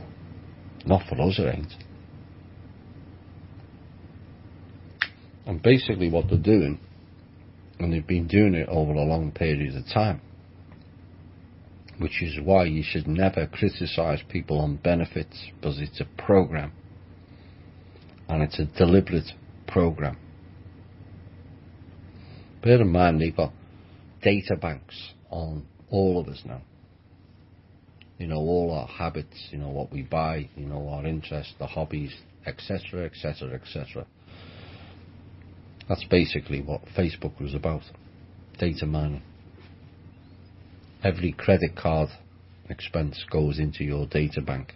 What you buy, where you bought it from. Every one of them. So they can target you with certain adverts. So these people know. So they can target certain people to not have jobs, or certain groups of people to not have jobs. Eventually, we're all going to end up, unless things change, we're all going to end up on benefits. Because if they achieve what they're setting out to achieve, where they replace us with robots, you suddenly got 90% of the people with no jobs and no money. That's not going to end well, is it? So they're slowly but surely taking people out of the market.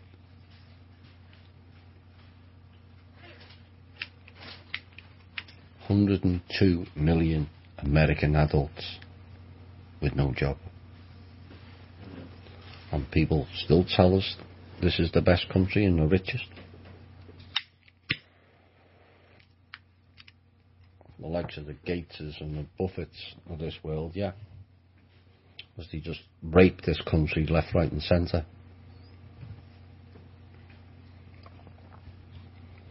So the economy imploded 9 years ago, and it's never improved.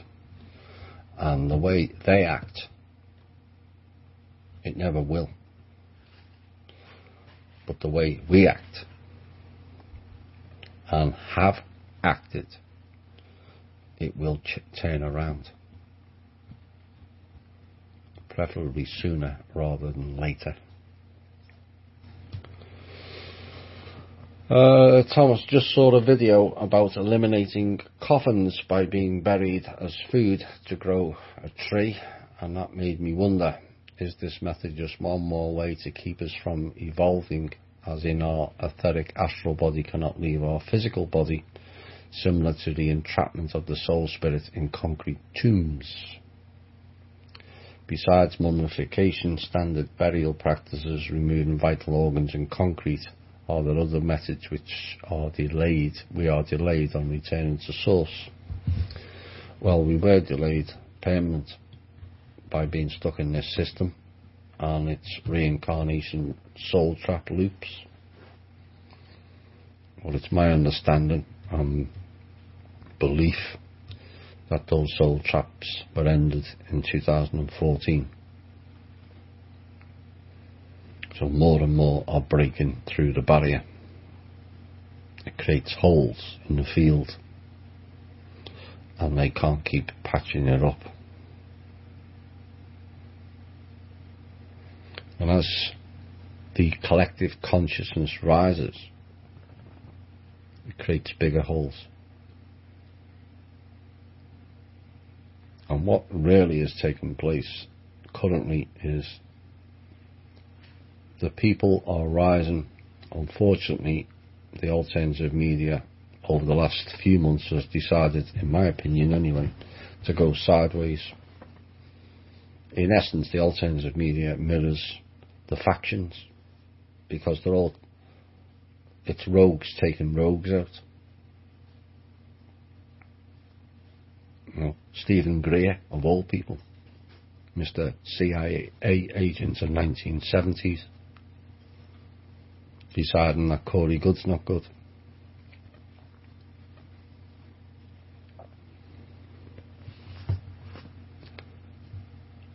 It's important we get back on the path and ignore the side streets. Anyway, kind of went off track there. Where are we? Involved concrete tombs, as I understood it, are nothing to do with what you think it is. Sarcophagus means flesh eating.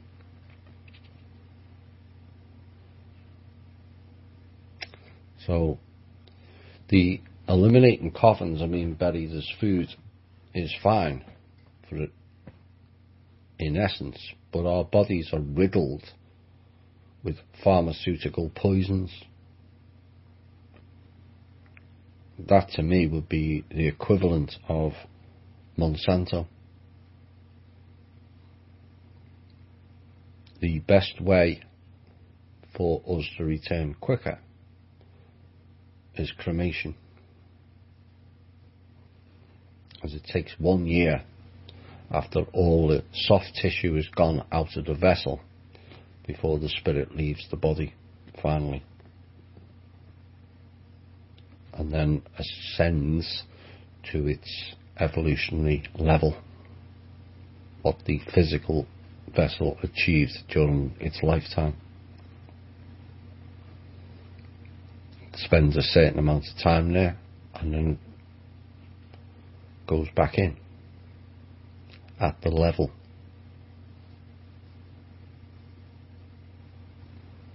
Of course, they were getting people to kill each other, and they've been getting us to kill each other for many thousands of years, creating karma, which then drops us down a level. So most people will reach the first mental level. Few get to 2, 3 and 4. Of course, if you've had karma, you go into the astral layer, and if you survive that, you then come back into a body which is damaged.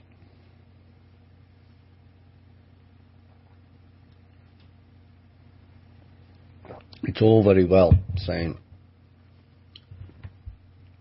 it's basically manure for trees. What people really need to, I think Clive de Carlo would probably be the best to ask, of what would be the breakdown of bodies. We're just riddled with pharmaceutical drugs and all kinds of other poisons, fluoride, etc., etc. I don't think that's going to be helpful to trees. Maybe there's a way of cleansing it, who knows. But technically it could be another trap, as the questioner asked.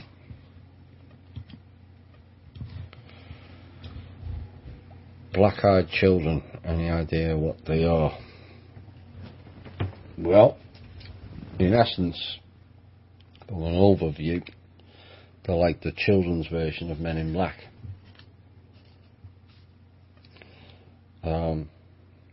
They're interdimensional Archon-like beings, and they have to ask people's permission to enter their field. They do need consent. If you ever come across these entities, do not give them any consent. Get as far away from those entities as possible. They're not good. They're walk-ins and possessions, takeovers. You allow them into your life, you're going to have a hard job getting rid of them. So they use hypnosis and mind control, and in the majority of cases, after consent is given, the person gets very sick. Why? Because the disease has entered the vessel, and the person either gets very sick, or actually there's a lot of cases of people dying after meeting these beings, and they produce fear, which is archontic. Stay as far away as possible. Who or what is currently holding up this financial system and planning to bring it down?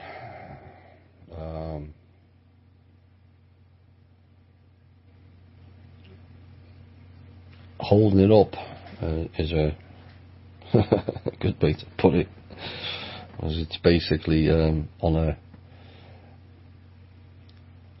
infinitely stretching band-aid at the moment, because there's in essence it should have already collapsed. It's got no asset base to it. The debt that's recorded, the interest is more than the GDP, so you can never get out of it. So they're just doing clever accounting by saying the countries owe them debts like the 19 trillion. I think it's 9 trillion back in the UK. They're not our debts, that's theirs. And very soon they're going to be called in,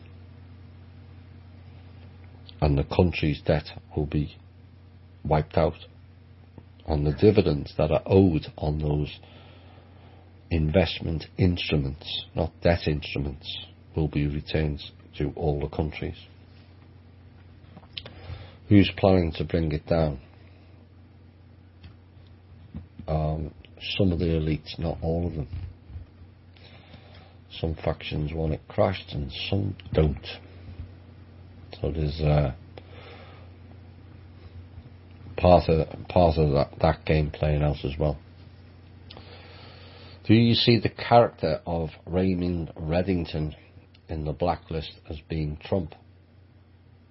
It could be, providing the people around him build the platform strong enough. Certain elements, I mentioned this probably 4 or 5 months ago, that the blacklist in essence was playing out future events. They know what's coming and they're doing their utmost to stop it, but the tide has long since turned against them, and the only thing that keeps them in place is the fear of the people. Like I said at the end of the last show, everything you ever wanted is on the other side of fear. The military feared this Rothschilds, or this individual fears this country. Once that fear ends,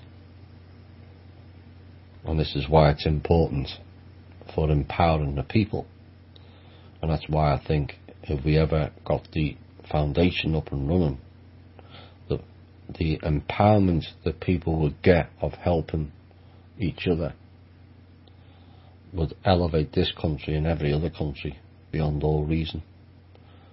And the idea of ever needing elites or people to look after us ever again will seem absurd.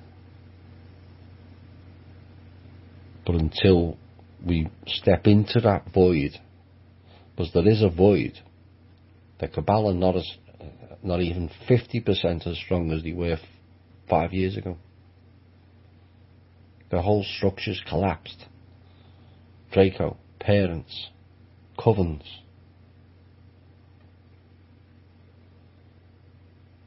You're going to hear more about covens, particularly to do with Gaiam TV. Oops.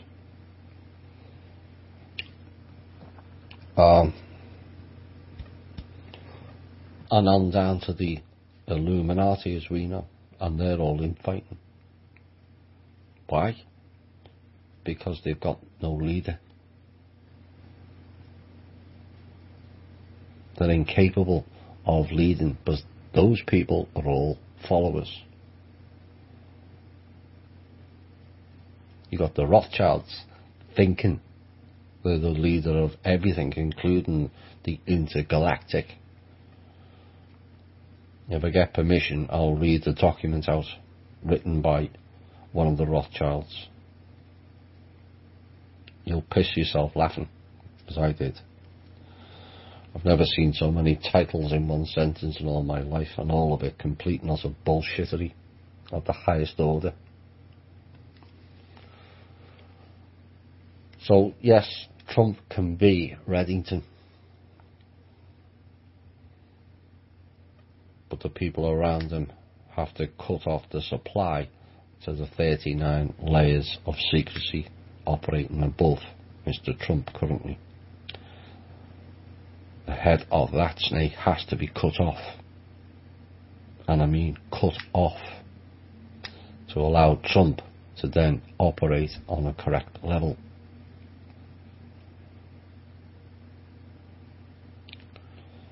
Not some of the things he's done is good, some of the things he's done is not good, because that platform is not secure enough. He's got to be in bed with some of the factions, unless he wants to lose his head. That's why it's important that platform is provided.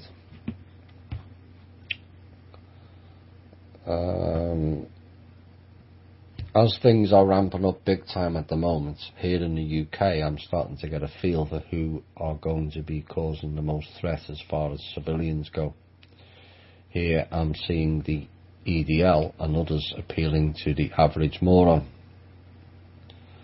The EDL, for American viewers, is English Defence League, I think, if memory serves me correctly, which is basically white power, a white power Nazi group, although in reality it's nothing to do with the Nazis, but as I mentioned earlier, but it's basically a white power group.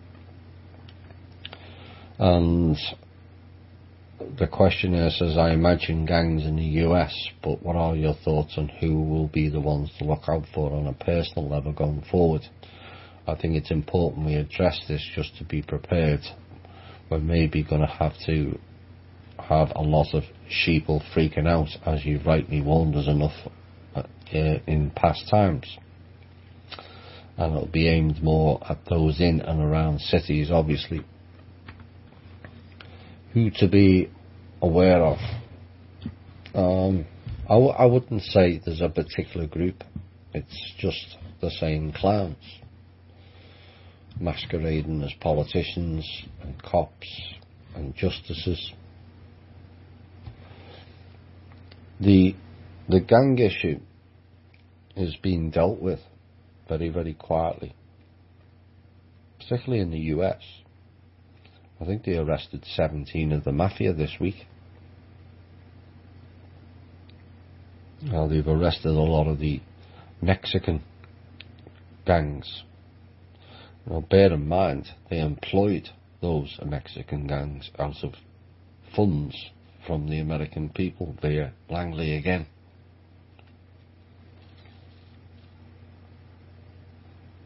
Most of the gangs around the world are employed by the elites. The Italian mafia was set up by the Vatican Church, and the mafia funnels funds to the church. And then you've got all the drug gang people. Of course, there's a show on the TV this month, I think it's starting 18th of June, where it basically tells you the CIA run the drugs. Again, that's disclosure. I can't remember off the top of my head what that show is, but the trailer for it tells you CIA runs the drugs.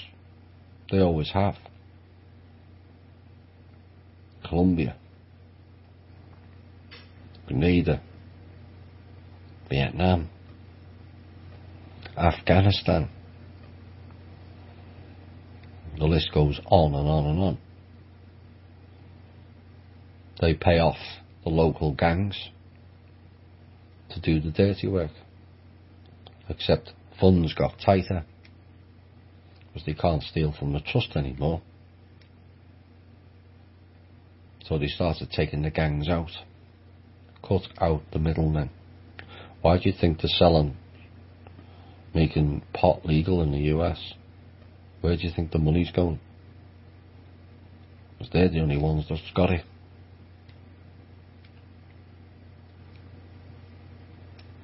I know some people say, oh well, such and such as companies. Yes, some of that money will still go back to the same criminals. So gangs are being shut down because, and a bit like the mercenaries, are also being shut down because of a lack of funding.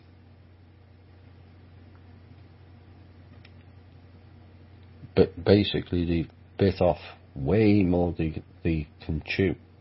It's like the Ouroboros. It's just eating itself.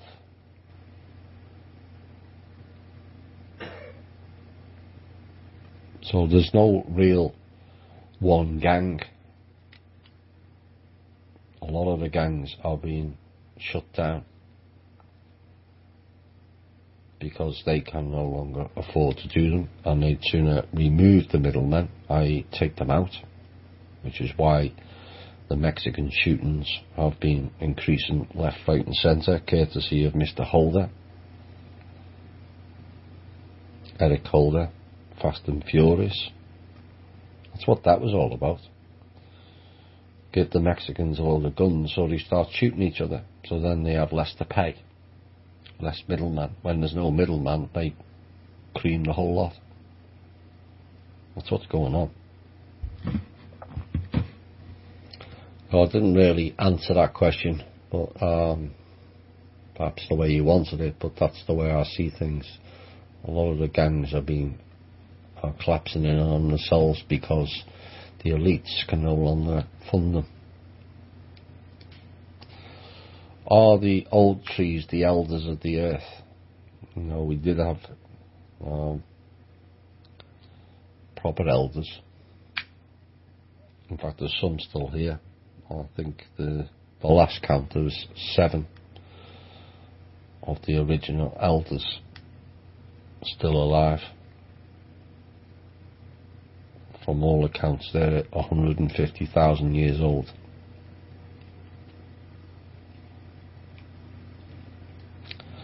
The trees hold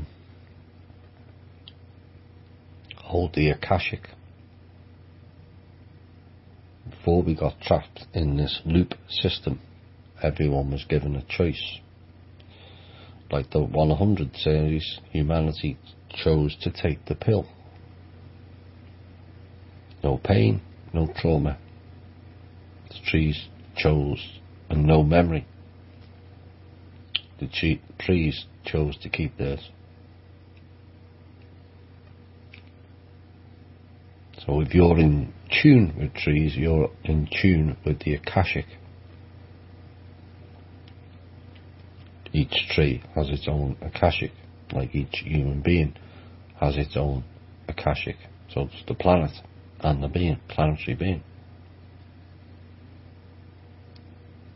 When people are telling you to pay X hundred of dollars to access the Akashic, you ask that person which one.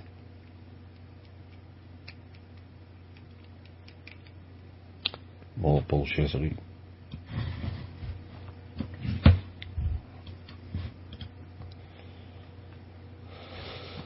Where are we? What kind of currency is used for off-world trade? Good question. Doesn't appear any, does it? Like I explained earlier, but where's all the money coming in for the trade going out? What ledger is that on?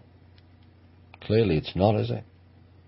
So it doesn't really matter what currency is being used. None of it's going for the benefits of the people.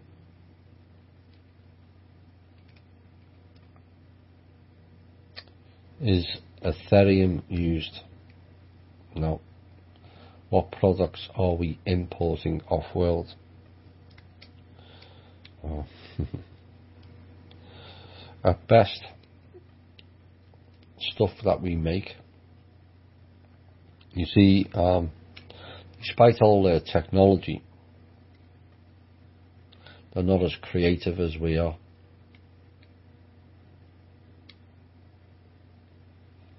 We can advance without interference more in 120 years than they can advance in 120,000. Why? Because we're creators. Now the worst thing that's being traded is the people.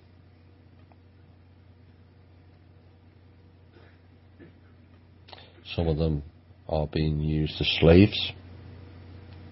Some of them are being used for off-world wars, and some of them are being used in processing plants. That shit has to stop. And I don't care which council does it, it has to stop.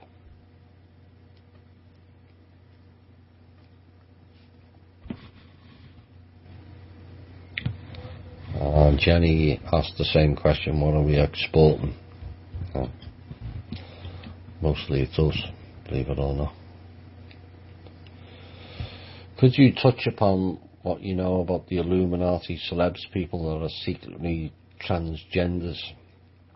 How common is this as far as you know? What's it all about? What is worse than worshipping false Hollywood idols? Well, what about false Hollywood idols lying about their true gender? I'm not too sure that all that has been mentioned are all that way. It may be a shock to some, but It's just some people will, who I know it's not comfortable in the South because of the Bible bashes, as they're called by many people, and it's promoting the gay agenda, which goes against God. But there are some cases where the chromosomes get mixed up,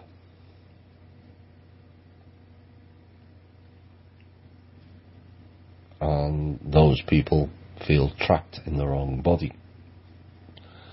Well, unfortunately, it's become almost an agenda, a mode of operation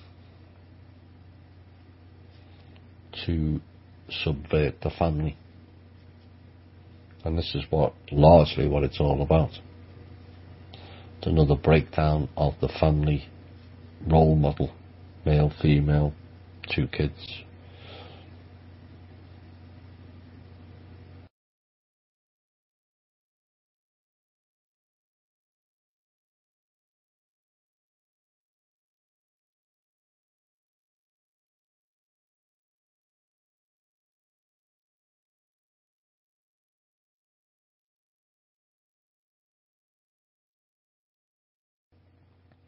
Well, if you are only allowed 1 child and you have a girl, then there's your family name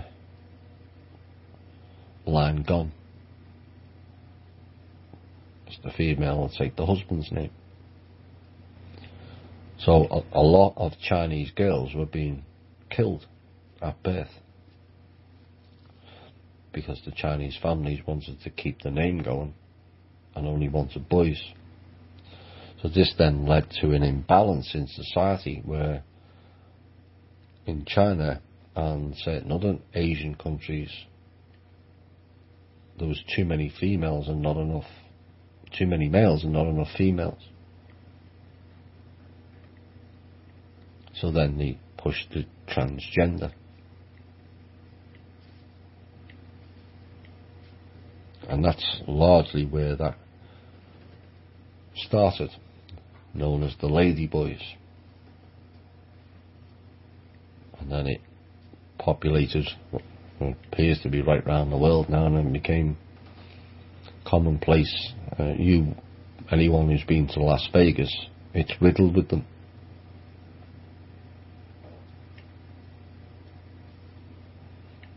Some of them you wouldn't even know what they were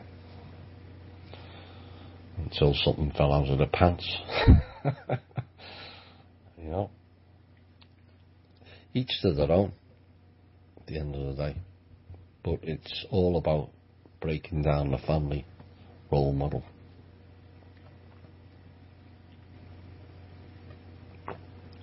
Of course, we've just had a first man and a first lady, allegedly a first man, and it wasn't Obama. Where are we for time? Nearly up. Will the timeline wars result in a single timeline with everyone being in the same place? That can't happen.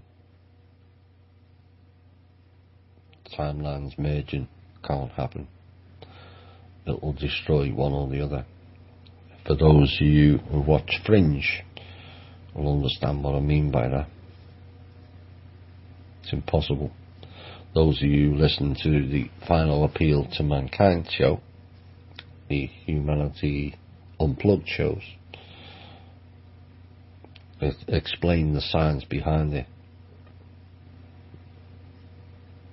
And Fringe covers the 2 worlds, one with a Nazi timeline and one we've got here now. Well, some of the clowns are trying to merge the timelines, which would wipe this reality or false reality out, and that other timeline Germany won the war, which they did anyway. And it's all very dictatorial. I'm trying to remember the girl's name. The blonde girl in Fringe. That person's real. It's based on a true story. Now some of us who have managed to cross the two timelines know what I'm talking about. You will meet yourself.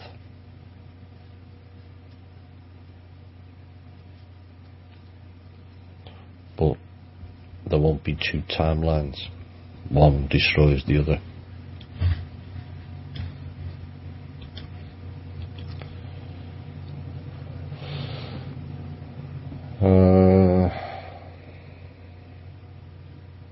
Thinking about the Earth being forced into a portal, why would the clowns do that? Where would we go? Well, it blocks any frequency waves that enhance the planet and its planetary being, and send us on a darker path into another system where we can be looped again,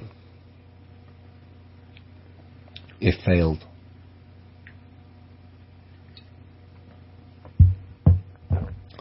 Wouldn't it be the end of all earthly life being taken away from our sun?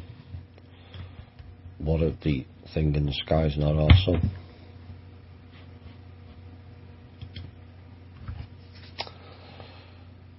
Cliff High claims we're heading for an ice age. If all the free energy is available, will it be rolled out in the near future to help this situation? The Russians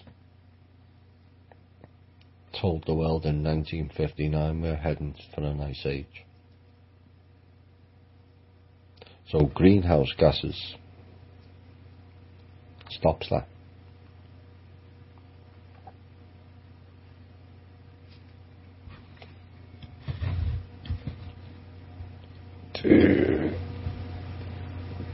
Do humans have Nephilim genetics? And are they still alive on Earth? Partially, and yes. I think that's it. Can you tell us something about the red light flashing in the White House the other day? No, I don't know nothing about that. Apologies for that. Right, I think that's just about it for this week.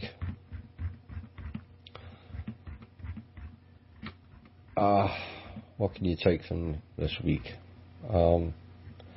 Try to stay within yourself. Be careful where your energy goes. Don't lose sight of who and what you are. Don't let others put you in fear. Watch for the celebrity fun and games. Watch for potential O.J. Simpson style theatre. We're on guard for certain other events, like the London incidents. Pay close attention when it happens, as you'll be able to see through the lies.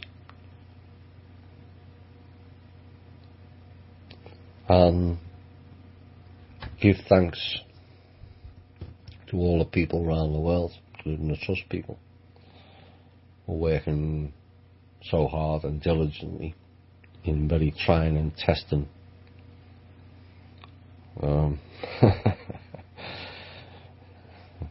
ways of living to bring us a brighter future. Again, think about how you can help the People's Club get off the ground. You can get 10 people to put $1 in each week and they can get 10 people, we can quickly start helping our own situation and creating our own jobs. That's what it's about. We can campaign and protest all you like, but if we let them carry on with what they're doing while we create better lives for ourselves, what does the most damage?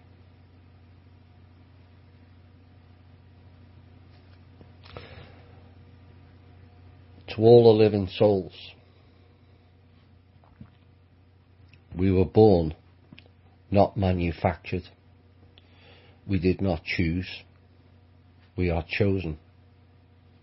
Those who understand need no explanation. Those who don't understand don't matter. This has been the Truth, Honour and Integrity Show. My name's Thomas Williams. Bye for now.